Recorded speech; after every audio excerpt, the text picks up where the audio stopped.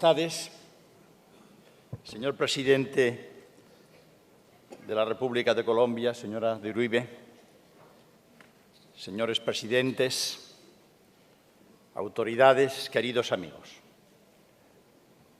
Carlos Fuentes acaba de resumir de modo magistral, como él siempre suele hacer, la experiencia que millones de lectores de todo el mundo hemos vivido al encontrarnos con 100 años de soledad.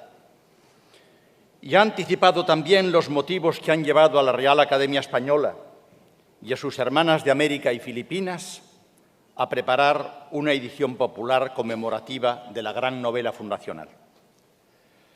Su entusiasta comunicación a Cortázar, apenas recibido el manuscrito, querido Carlos, ha resonado en esta sala a 40 años de distancia como un eco del grito de aviso que aquel Rodrigo, el trianero que acompañaba a Colón, gritó: «¡Tierra!».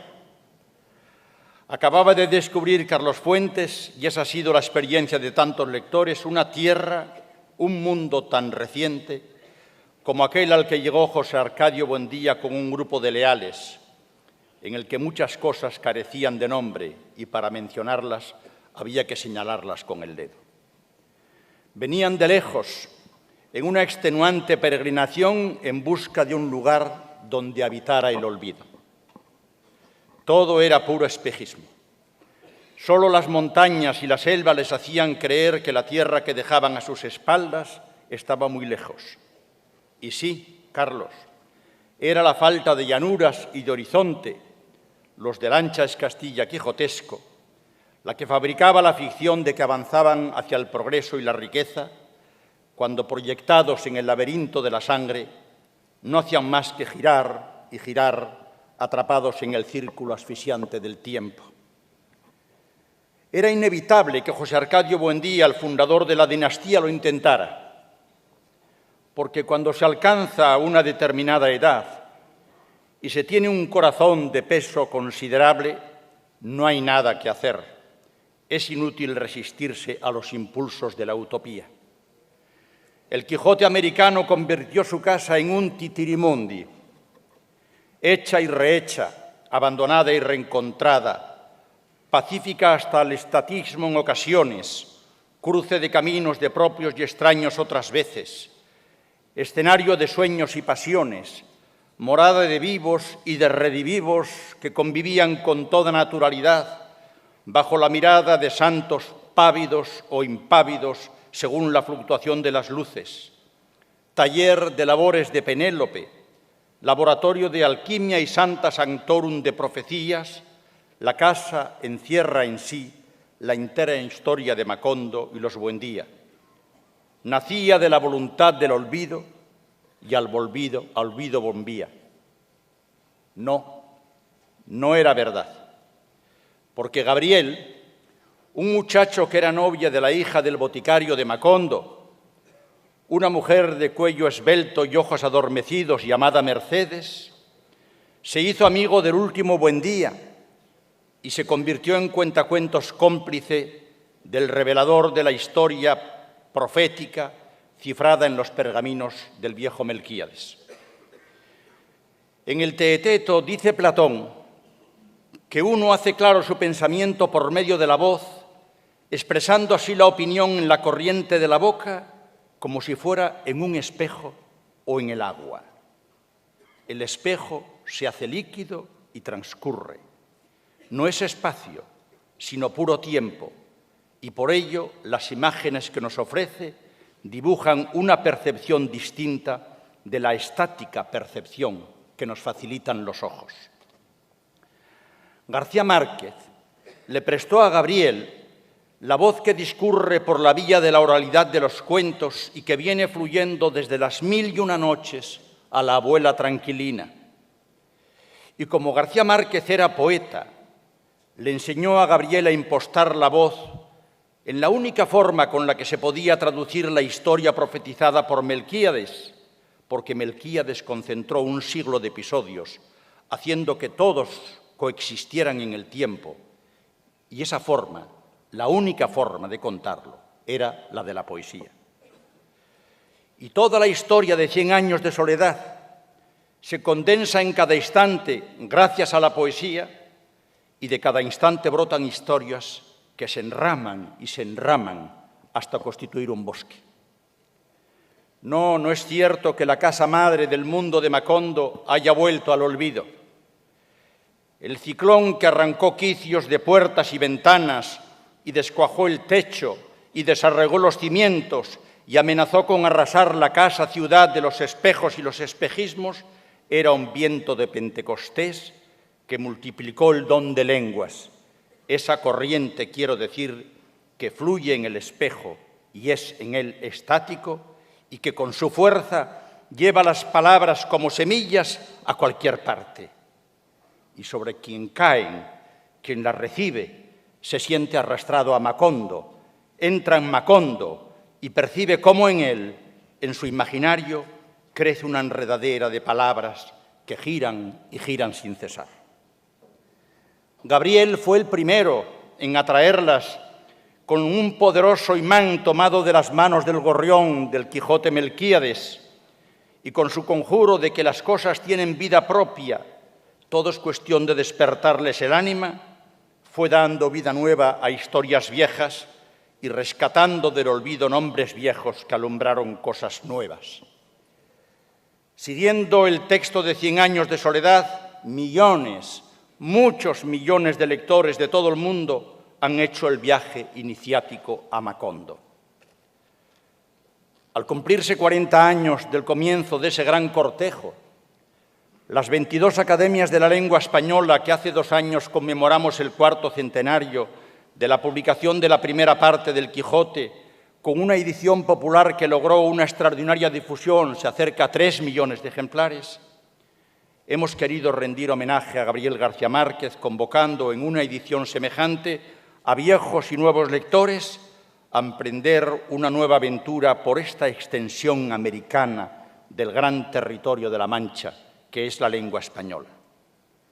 Con la venia de Su Majestad el Rey, del señor Presidente de la República, en nombre de las 22 academias, que es decir, en nombre de todo el mundo hispanohablante, querido Gabo, te hago entrega del primer ejemplar de la edición de 100 años de soledad.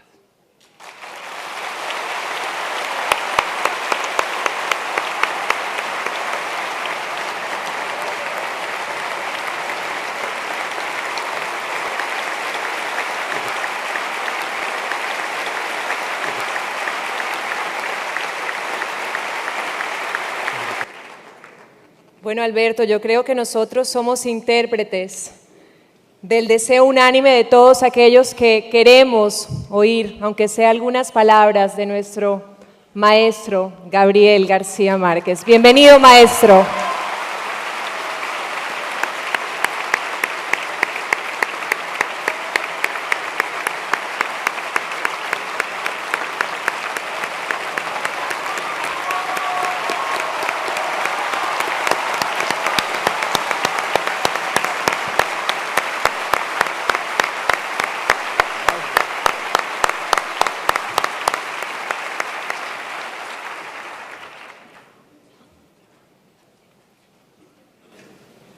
Sus Majestades, don Juan Carlos y doña Sofía,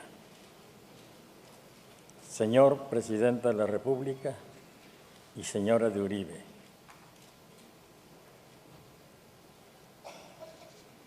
su presidente de Panamá, Martín Torrijos, amigos todos. Ni en el más delirante de mis sueños, en los días en que escribía 100 años de soledad, llegué a imaginar que podría asistir a este acto para sustentar la edición de 1 millón de ejemplares. Pensar que 1 millón de personas pudieran leer algo escrito en la soledad de mi cuarto, con 28 letras del alfabeto y 2 dedos como todo arsenal, parecería a todas luces una locura. Hoy, las academias de la lengua lo hacen con un gesto hacia una novela que ha pasado ante los ojos de 50 veces 1 millón de lectores y hacia un artesano insomne como yo, que no sale de su sorpresa por todo lo que le ha sucedido. Pero no se trata, ni puede tratarse de un reconocimiento a un escritor.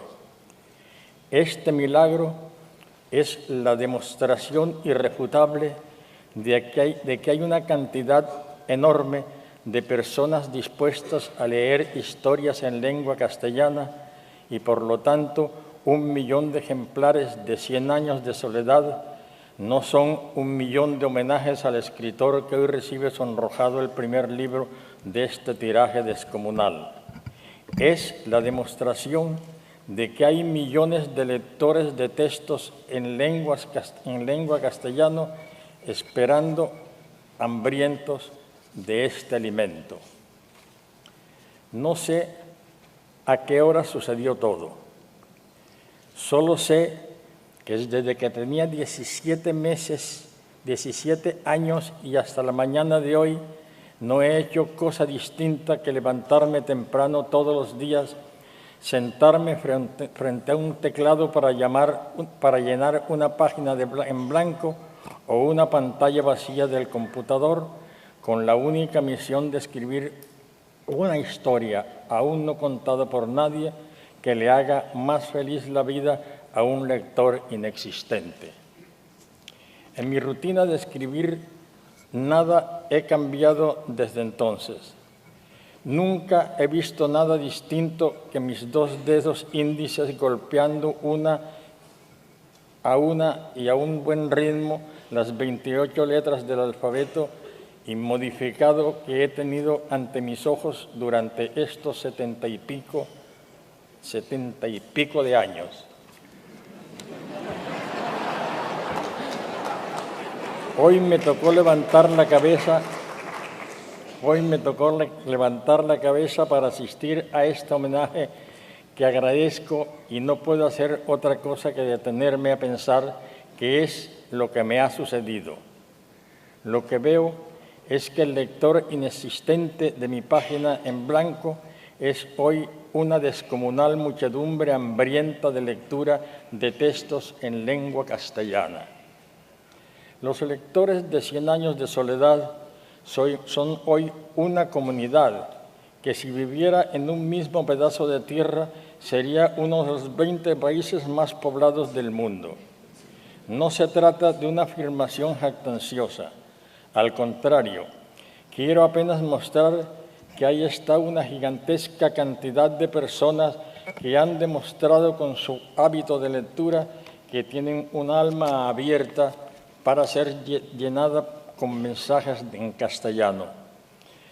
El desafío es para todos los escritores, todos los poetas, narradores y educadores de nuestra lengua, para alimentar esa sed y multiplicar esta muchedumbre, verdadera razón de ser de nuestro oficio y, por supuesto, de nosotros mismos. A mis 38 años y ya con 4 libros publicados desde mis 20 años, me senté ante la máquina de escribir y empecé, muchos años después, frente al pelotón de fusilamiento, el coronel Aureliano Buendía había de recordar aquella tarde remota en que su padre lo llevó a conocer el hielo. No tenía la menor idea del significado ni el origen de esa frase, ni hacia dónde debía conducirme. Lo que hoy sé es que no dejé de escribir ni un solo día durante 18 meses hasta que terminé el libro. Parecerá mentira, pero uno de mis problemas más apremiantes era el papel para la máquina de escribir.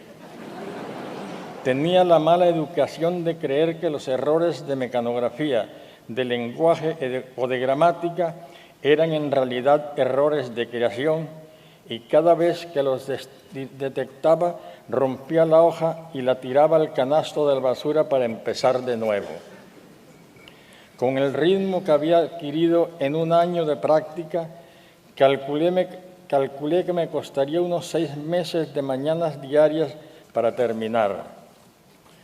Esperanza Araiza, la inolvidable Pera, Era una mecanógrafa de poetas y cineastas que había pasado en limpio grandes obras de escritores mexicanos, entre ellos La región más transparente de Carlos Fuentes, Pedro Páramo de Juan Rulfo y varios guiones originales de don Luis Buñuel. Cuando le propuse que me sacara en limpio la versión final, la novela era un borrador acribillado de remiendos, primero en tinta negra y después en tinta roja para evitar confusiones.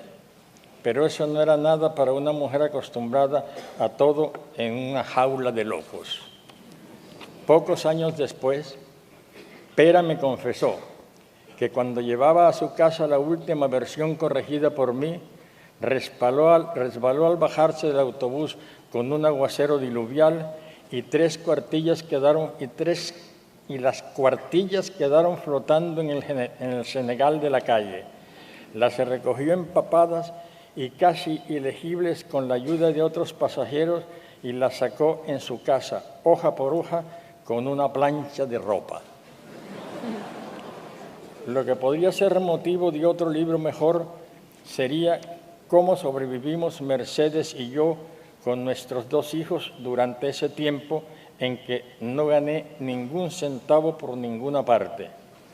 Ni siquiera sé cómo hizo Mercedes durante esos meses para que no faltara ni un día la comida en la casa. Habíamos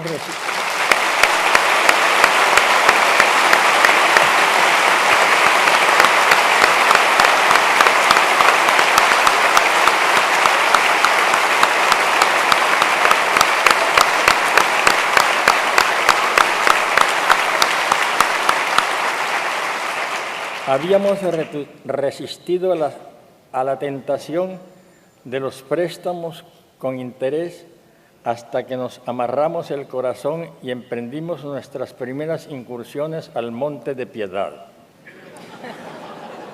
Después de los alivios efímeros con ciertas cosas menudas, hubo que apelar a las joyas que Mercedes había recibido de sus familiares a través de los años.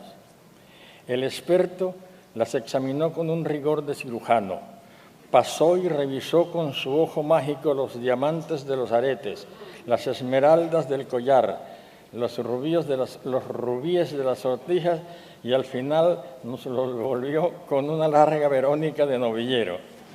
Todo esto es puro vidrio.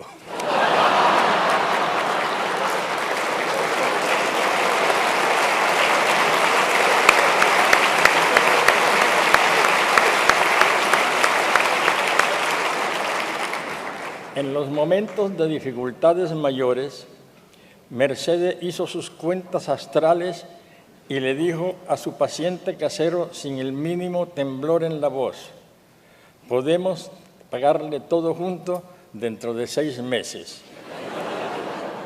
Perdone, señora, le contestó el propietario, ¿se da cuenta de que entonces será una suma enorme? Me doy cuenta, dijo Mercedes impasible. Pero entonces lo tendremos todo resuelto. Esté tranquilo.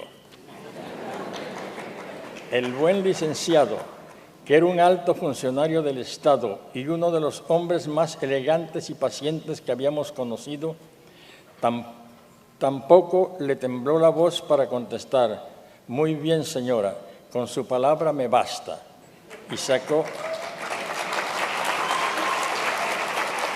Y sacó sus cuentas mortales. La espero el 7 de septiembre. Por fin, a principios de agosto de 1966, Mercedes y yo fuimos a la oficina de correos de la Ciudad de México para enviar a Buenos Aires la versión terminada de 100 años de soledad, un paquete de 590 cuartillas escritas a máquina, a doble espacio y en papel ordinario y dirigidas a Francisco Porrúa, director literario de la editorial Sudamericana. El empleado del correo puso el paquete en la balanza, hizo sus cálculos mentales y dijo: son 82 pesos. Mercedes contó los billetes y las monedas sueltas que le quedaban en la cartera y se enfrentó a la realidad. Solo tenemos 53. Abrimos el paquete, lo dividimos en 2 partes iguales y mandamos una a Buenos Aires sin preguntar siquiera cómo íbamos a conseguir el dinero para mandar el resto. Solo después caímos en la cuenta de que no habíamos mandado la primera sino la última parte. Pero antes de que consiguiéramos el dinero,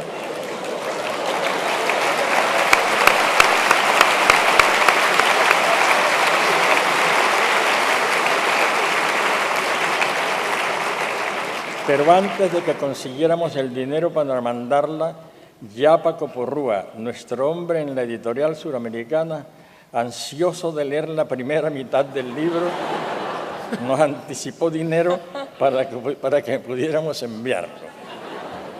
Fue así como volvimos a nacer en nuestra vida de hoy. Muchas gracias.